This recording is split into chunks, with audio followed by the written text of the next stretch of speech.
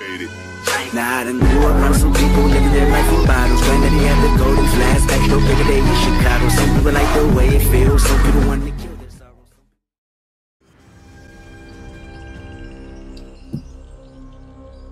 All right, everybody, we're getting into our last game of the beginning of the Ace Gaming NA Tour. Again, hopefully we'll see some more things coming out of Ace Gaming.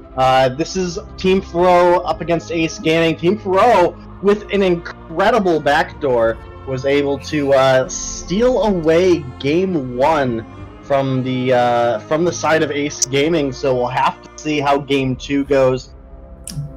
Ferro bans away the Churnwalker early and the Flicker. Ace definitely respecting the Flicker play from last game. I did say at the end of the last game that I imagined they would ban away the Flicker and get it taken away by Team Ferro. I'm gonna predict a Samuel ban, but no, it's a kinetic ban coming out from Ace Gaming. This is, I believe, the first game where Samuel has not been banned by Ace Gaming in the draft. So this is going to be interesting. You know, it gives Ferro a lot of options. They're going for the Tony first pick, obviously recognize the capabilities of Tony. Pick up the Samuel this game. They could pick it up, but I would imagine that if they're banning it, they, you know, they're not maybe the most comfortable. They haven't worked on a strategy or a comp around the Samuel. And I know you go, oh well, Samuel's really strong, so you know it can't be that hard. But when you're a really high skill tier team like Ace, you want to make sure you have the right comp that's gonna suit you know, a hero like Samuel that is potentially so strong. Reza is picked up by Ace and Samuel is picked up by Team Ferro. Finally, we're gonna see possibly the huge strength of Samuel in this game. It's only a matter of time before they pick their third pick. Maybe going for a reliable, comfortable Arden that can be flexed between top and support. It would be a good pickup. You know, it's not the most, you know, let's say the most meta carry that can be picked up, like potentially a Sky or a Vox, but it's a really nice, reliable captain and a really nice, reliable hero in general. DeiNomine, and it just gives them, you know, Arden is the type of hero that works well with so many heroes, so it's going to work well with the Tony and the Samuel. Yeah, absolutely agree. The Maylene gets picked up again by the side of Ace Gaming, so we'll have to see if they can find a little bit more success this time around with it. Last game, overall, Ace played incredibly well. Yes. But the game was just entirely, from start to finish, it was incredibly even until that last play came through. In one part of it, I do have to say might be a little bit at fault of Ace Gaming. They knew they had the Flicker. There was no vision around that central exposed portion of the Vein Crystal. None. They didn't have vision until the Vein Crystal was already being attacked. And at that point, with 5 members there at 27.5 minutes, that's pretty much GG. You can't recall fast enough to stop that. Exactly. So that is one thing that, you know, they definitely took the Flicker into respect and banned it away. But we're going to see a Celeste, Maylene, and Reza come out from the side of Ace here. So interesting to see them pick up 3 crystal carries. Nation obviously going to be sticking with his weapon box that for the majority has worked out incredibly well for him. So definitely like the path they've gone there. But it does also give the side of Team Ferro the clear objective that we need to build shield early. Reza, very, very bursty in the early mid, even into the later stages of the game. Maylene, at all points of the game, pretty good at dealing out a hefty amount of damage. And while Celeste will take a little time to scale, even building that early shield is going to help the opposing laner survive against that Celeste, just due to her natural ability to poke. Exactly, and that's what, you know, a light shield or even light armor in general, that gives you such a nice strong base defense against a Crystal Power Mage in the early game. You don't even need to pick up the kinetic shield, you know, until after a couple of items being built up. But we're looking at this early game so far. The rotations are going to be, you know, I feel pretty similar. Ace looking to go in and take that CP, whereas it's the opposite way around. Team Ferro going in and taking Ace's CP buff. All the while, I do like the fact that there's a security by Blackfeather and Arden in taking their own weapon power buff, as an engage comes out between Moji and Yugi X going down towards bottom lane. I like the rotation that's coming out from Team Ferro. However, their weapon buff is still up, and I feel like maybe Ace Gaming will be aware of that and will look to rotate as they are to take their weapon power buff. So now it's going to be, you know, I think that's overall better for Team A, for Ace Gaming. DeiNomine, but the goal difference is so minimal that, you know, this, I feel like this game is again going to be similar to the last one. Not too many deaths, not too many, you know, not too much of an exposure by either team in the early stages of the game. They just want to wrap up nicely, get the first couple of items on board, and then go from there, build towards the Ghost Wing spawning at the 6-minute mark. Yeah, I absolutely agree with you on that. We have a good rotation here from Tessa up into the top lane, and this is really going to be an effective way for Ace to punish this Tony, especially since he doesn't have a book of eulogies. His flask is his only way to heal himself up in this upper lane, and when you're up against a box with a weapon buff, that's not always going to be the easiest thing for Tony to do. Maylene did recall there, but so did Vox. He was able to make it out just before Tony was able to enter that bush, start laying down the Jawbreaker. Darklon here on the Lance. It is going to be key for him specifically when the Blackfeather decides to come in and make his engagements. He has to time his Githian wall so that he gets the maximum effect out of it. You don't want to waste Githian wall in the middle of a Rose offensive. But Blackfeather is an assassin, so if you can stun him off the tail end of a Rose offensive, that's when you can really turn and capitalize to punish his low health. But Tassa is going to get caught out here, and that's going to be first blood going over to Team Ferro. That gold payout, that nice little bit of kind of, well, we won the last game, we're going to start as we mean to go on, and that's really nice coming out from Team Ferro. I just want to talk a little bit.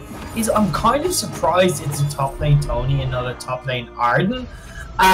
You know, I would have said that jungle Tony would have been stronger than jungle Lance, especially even scaling up to the mid game, being weapon power jungle Tony with a couple of items would be stronger than Arden. Of course, time will tell, and Team Ferro seem to be working it quite nicely as we hit the 4-minute mark, but definitely surprised that they've gone for that strategy. You know, we'll have to see how that does play out. Looking at the early game builds, Tony has gone for the Storm Guard, looking to then build into possibly Storm Crown maybe as first item, then into Pulse Weave, maybe, or even just go into Pulse Weave after Storm Guard banner. You know, Samuel looking to get a nice chunk of CP early game. If you look, he hasn't gone for, you know, an early game strong tier 3 item. He's gone for I believe it's heavy prism and all crystal bits. That's going to give him a really strong early game DeiNomine. Yeah, Yugi is going to get forced out of this top lane here, and Ace is going to get the opportunity to either make a rotation with the 2 on top, or to go ahead and press that turret. Yugi does have himself a book of eulogies now. He does have himself the Storm Guard as well. So he's going to start to be clearing out a little bit more, and as well as he's going to heal himself up while he is clearing out his wave. But he's still very susceptible to the Vox, just due to the range and mobility that he has, especially since Tony doesn't have a weapon buff on his side of the jungle, and Vox does. You can see it's running out right now, but just going to be enough for them to continue to harass and get that turret down. Yeah, that's the thing. Tony just isn't that strong at pretty nice by Yugi just to hit that minion, hoping to stun up you know, on the treant one of Ace's members, but not quite done. Yeah, Tony just isn't that strong in top lane in terms of protecting that turret compared to Arden. That's what I feel. So this is why I feel it's going against Team Ferro in the early stages, as we do see Vox and Meline now being able to rotate down because they have that top lane turret advantage, and this is where it starts to create a snowball effect. As you do see Ace Sweetbox going in quite nicely, hard engagement DeiNomine. Yeah, it looks to be the case. Ace, they are appearing to make it out alive for the most part until Papa John comes through with the gauntlet in the one punch with that aftershock, able to delete Tassa there. And we've seen that a massive amount of splash damage that Samuel was able to put out, and I believe that's definitely going to be the leading cause of all the Samuel bans tonight. Darklon, he doesn't know that this is going on, but that's going to be the first Ghost Wing actually going over to the side of Ferro.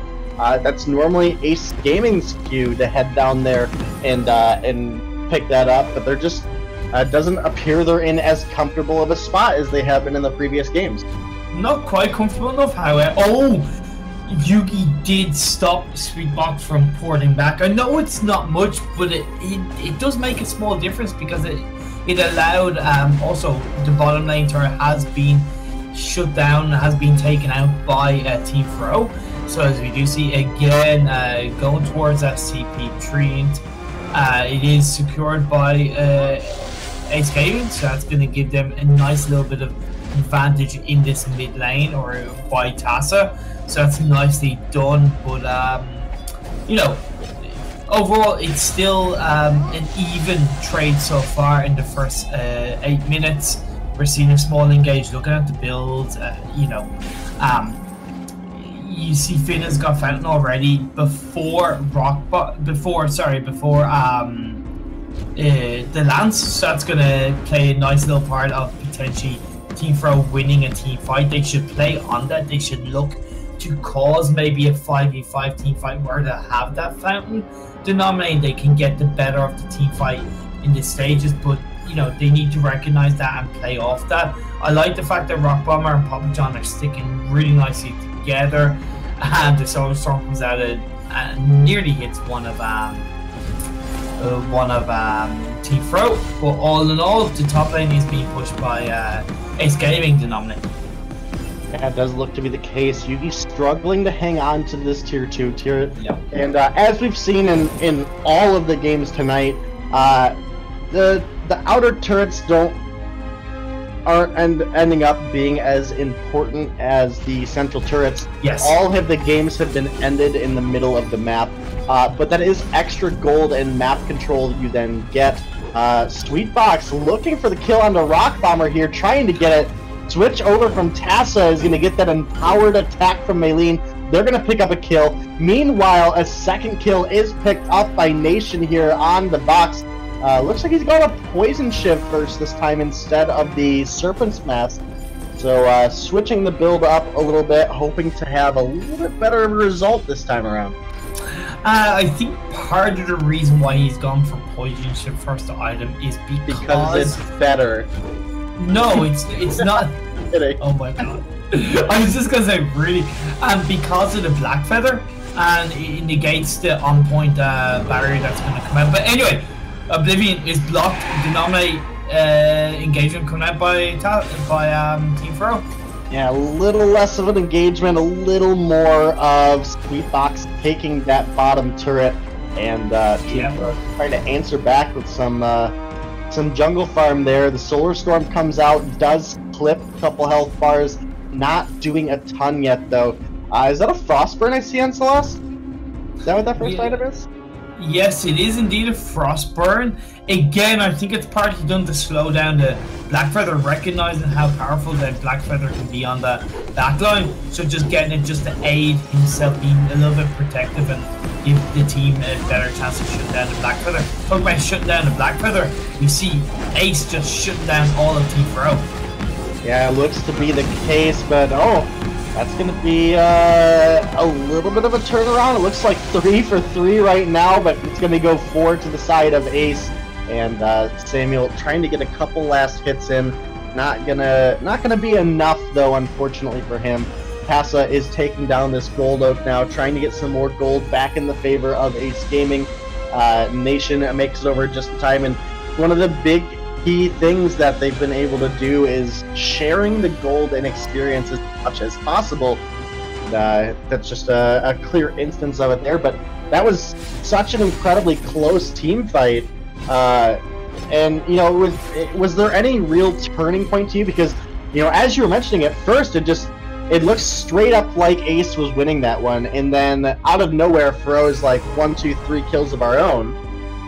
I think it was just a slightly better focus coming out from Team Ferro once Papa John joined the fray and was able to get that strong damage, just that spell sword and aftershock, so that, you know, that burst damage is going to make a difference, and he was able to just be effective on that. That was secured by the Celeste Solar Storm, just a point that absolutely beautifully done. But at the end of the day, even though as Black Claw has landed and the turret is destroyed by Team Fro, the map overall advantage is going over to Ace Gaming. Oh, Yugi's on the run. I don't think he's gonna make it though. He might. We'll have to see. Definitely a scary thing when Lance and Reza are on you and you're all alone. It does look like Fro were trying to get their hands onto that first turret. Didn't quite have the time to make it happen. They'll all make it out alive except for Yugi. They're 8-5 in the lead, Ace Gaming. And it looks like we have a Ghost Wing here. No, it's Black Feather.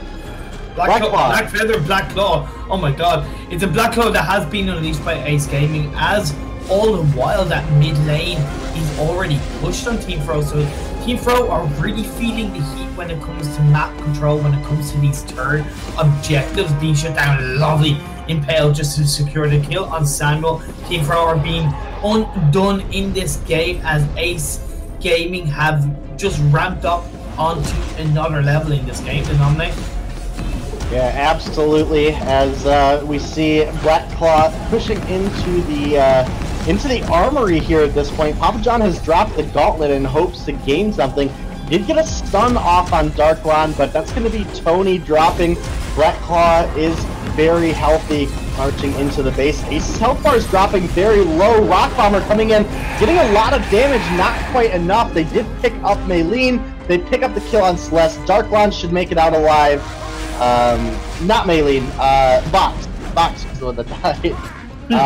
But that's a cracked, wide open base there, right down the center of Team Fro. However, this was the case for them last time. They did have an exposed Bane. No flicker this time around, though, so they will have to watch out for that one. Definitely, indeed. But, you know, looking at this game, overview a little bit more, when you're looking at the builds, you do see the fact that Nation he has a position breaking point. I believe going for bonus or third item, simply being because there is a lot of weapon card defense on the side of Team Fro. You have the Iron already has Atlas. You see Yugi does have tier 2 weapon card defense, as does Black Feather, so getting that bonus will negate some of the defense that is going to come out from Team Fro. So that's really nice adjustment of build path that is coming out from Nation on this Vox, and this means he's able to put out just that little bit more damage. I really like the Frostburn, we talked about it earlier, followed up by the Clockwork, able to spam out those Heliogenesis zone out Team Fro quite nicely, as the Ghost Wing is looking to be secured by Ace Gaming. A team fight might be happening between both teams. They are just looking to scout each other out, DeiNomine. Yeah, it looks to be the case. Solar Storm rips through, finds some damage onto Samuel. That might be a little bit of a push back on the side of Team Fro. They were having a really good early game with the Samuel, but the last couple fights, all Ace. Here we go. Gauntlet is down. It does separate Samuel from from harm's way, and see if they're able to find damage. Tassa is hammering some out onto Yugi right now. They're able to find the kill. That's one pick for the side of Ace. Celeste is looking to get more. Reza did use that Netherform detonator over the wall, but didn't quite get the impact he was looking for. Now the side of Fro, they found their way onto Celeste. Hits trades back and forth. We're down 3-3. Arden comes through, big hit onto the box. Maylene doing quite a bit of damage, but is going to work her way out. Darklon is going to drop to Rock Bomber. Now it's Nation and Tassa on the way out. Here comes the Samuel. They've split themselves up. A beautiful route from Tassa is going to help get Nation out alive and back to safety. 11-14. In the lead is Ace Gaming. Gold pretty dead even. And, you know, this game is really looking still. Even though Fero's base is open, it looks like it could go either way. I'm going to betray NA a little bit here and say I would like to see Ace go out on a win. But oh, that Solar Storm, not only was it almost a steal, it almost takes down 2 members. Huge snipe coming out of the Celeste, just barely missing the mark. Now, all members of both teams are up. The Black Claw has spawned DeiNomine. I don't want to go on too much about these builds because it feels like a team fight is going to happen really quickly. I just want to say, again, Tony, he's working out overall with the build path, but when it comes to the team fights, he's being... I'm not going to say he's being singled out, but he's putting himself in a position where he's kind of being singled out and shut down. That has gone to the slight advantage of Team Fro in the last fight, but overall I don't think it's quite working. However, with a split Team Fro, perfect timing for Ace Gaming to try and take it. Yeah, Ace Gaming, they've got it on the board. That's going to be a Black Claw going over to Ace. That central wave is already taken down all the way to the armory. Ace pick up one, but Fro answer back. Who's going to come out on top on this one? Celeste is down. It looks like Fro might have won this fight, but they do still have to deal with the Black Claw if they can. That is going to be another kill going over to Fro. It looks like they'll survive this push, but Ace Gaming, they've just handed some gold over to Fro at this point. That armory it might not even drop at this point. Yeah, I don't think it'll drop, but come on, Team Fro, recognize how strong you are as a team when you stay together. Rock Bomber is playing a devastating Black Feather, ripping through the Celeste, the Maylene, the Vox so effectively. Keep yourselves together, guys.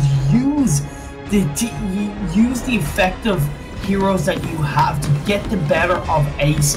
At this point in the game, I would put the team fights in the favor of Team Fro, and that's the first time I would say this in the series that Ace have played against Team Fro. So use that. Make sure it's working to your advantage, as it is secured by Yugi XD.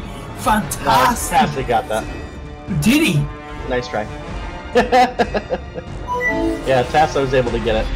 Oh, my apologies, my humble apologies, but either way, it was nearly taken, but, you know, it still doesn't go against the fact that, you know, Fro, stay together as a 5-man team. Don't worry about one lane being pushed by a wave. Stick together as a 5-man team, take a team fight, and then you can worry about pushing a wave. As you do see, it's 2 members of Team Fro. Yeah, it's 2 members of Team Fro. Oh, the Solar Storm goes massively wide. That is a turret taken down by Ace.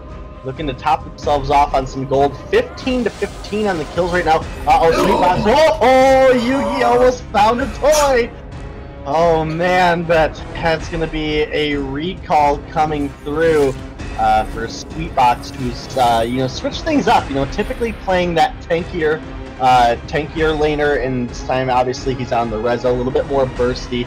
I do like the way Fro are sticking together right now, especially since Ace is split up.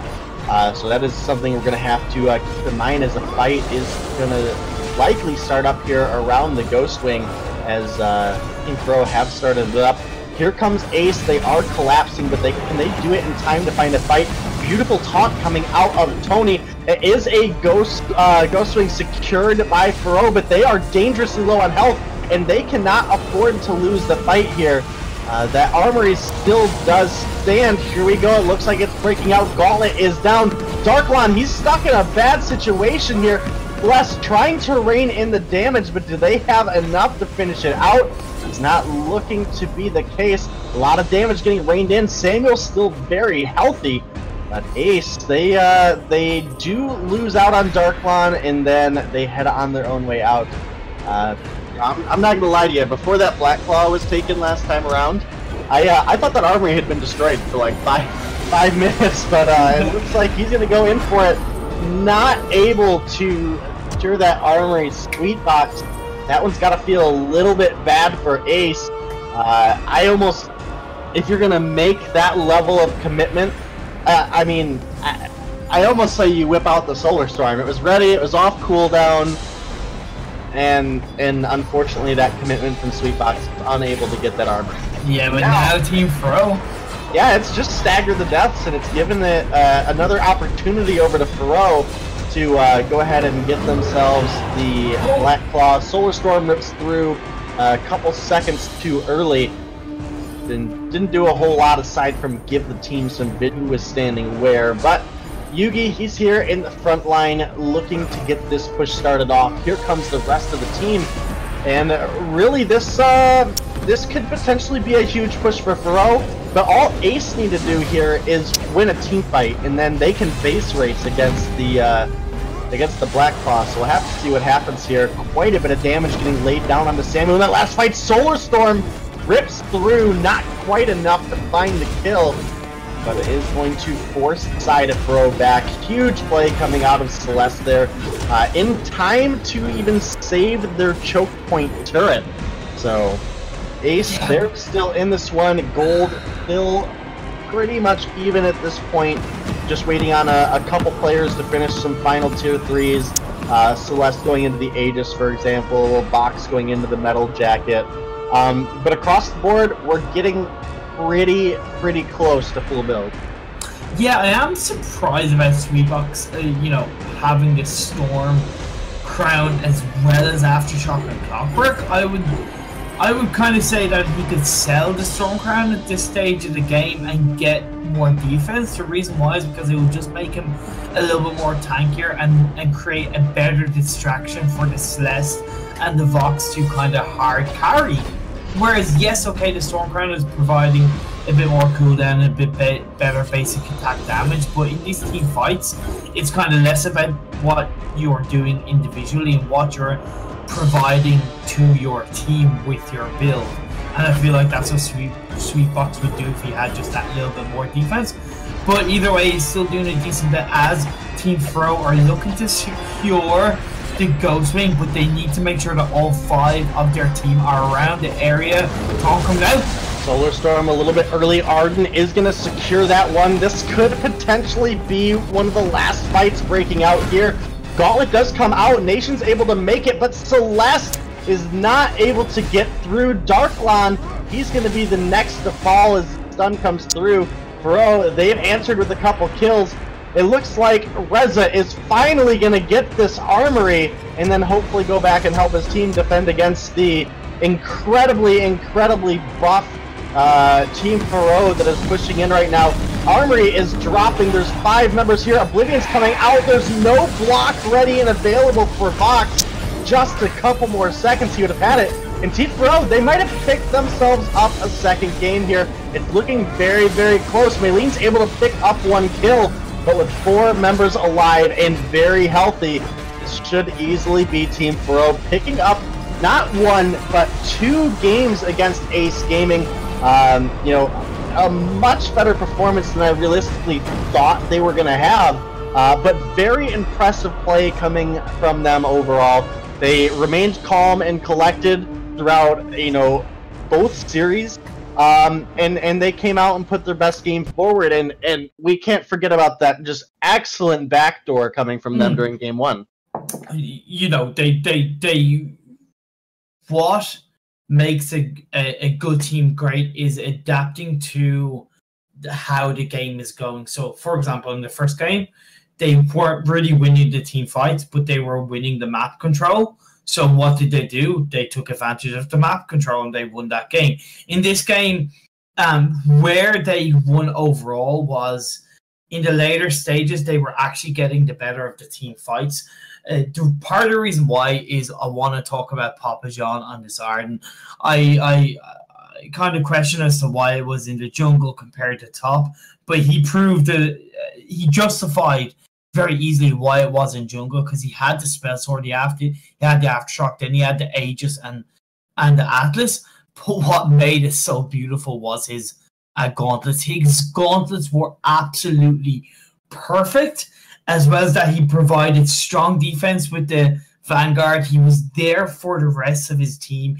He aided that Blackfeather Rock Bomber, who put in an excellent game of 10-3, and overall just worked and gelled so well with his team. On the side of Ace, DeiNomine, where a couple of questions come up for me is Celeste having Frostburn instead of Shatterglass. You can kind of go, well, there's not much in terms of the CP damage between the two items, but at the end of the day, Shatterglass gives more. It just gives more damage, and Frostburn, it just wasn't providing the utility that was expected. And then, like I mentioned, Sweetbox on that Reza, when you have the Aftershock and the Clockwork, I just don't think the Stormcrown was really quite needed, and it wasn't doing enough in terms of the team.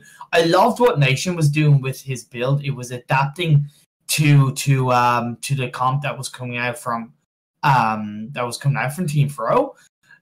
Overall, it was still a really, really, really even game, and Team Ferro, they overall deserve to win. And it's amazing what can happen on these kind of scrims, on these kind of showcase games, where you have a currently a non-VPL team, a non-preseason VPL team coming up against a team like Ace and showing them that they can fight with them. And I'm really excited for the future of Veinglory Esports. Even though it hasn't really quite kicked off, I'm still so excited about what these teams are going to produce when they come up against each other, DeiNomine. Yeah, I absolutely agree with you all the way there. Team Ferro definitely came out with a absolutely huge performance here today. And Ace, through all of their games played, exceptionally well. Coming down into this last game, I kind of feel like there may have been a little tension, a little less bounce back from the side of Ace than I would like to see. The game one between Team Ferro and Ace Gaming was incredibly close throughout all stages. Yeah. Not to say this second game wasn't. But in some of the macro play, I definitely felt like game two, Ace may have been a little bit more sloppy. And that may be due to, after losing to a flicker backdoor like that, maybe someone, a little tilted. But if you look at the rotations from any of the earlier games from Ace, and then look at the rotations and the time of the rotations that they made here in this final game, so here's another thing to put. I don't know if all 8 of these games were played back to back. There could have been just a burnout. But just in this final game specifically, over the course of us casting these, the rotations from Ace just looked sloppier as the game went on. We've seen people getting picked by going a little too far, which we hadn't seen earlier in the night. They played a little bit more cautious on that aspect through a majority of their games. So I don't want to take anything from Ferro. They played absolutely phenomenally. They actually played way better than I thought they were going to. I thought it was going to be very close games, but I expected Ace to at least take one of them. But yeah, Team Ferro, I'm super, super excited, especially after watching them play this series against Ace, to see what happens in VPL coming up. So yeah, plenty of exciting things on the table. It looks like I may have greenlit from Sully that there will be more Ace Gaming NA tour, which hopefully me and ImPERium will be able to join you guys in, and we'll see you guys on the Sovereign's Rise. Anything else you want to say, ImPERium? No, I just want to thank yourself, DeiNomine, and Sule, especially for asking me and inviting me to be a part of this. It's a genuine honor, beyond words, to be involved and to have this chance to cast with yourself and to be part of this NA tour. I look forward to seeing more, and like I said, it gets me so damn excited about Veinglory Esports. That I can't wait to see all the action. So on that note, thank you very much, guys. All right, well, that's all for us, and this has been the first installment of the Ace Gaming NA Tour. Make sure you guys look out for more from Sully in the future, as well as the rest of Ace Gaming and the other 4 teams that were able to join them and join us for the production of this broadcast. Obviously, you guys will be seeing this down the road, but hopefully we'll get to see some absolutely fantastic games coming from VPL from all of the regions and more international gameplay to come. And that's all for us. Have a wonderful night.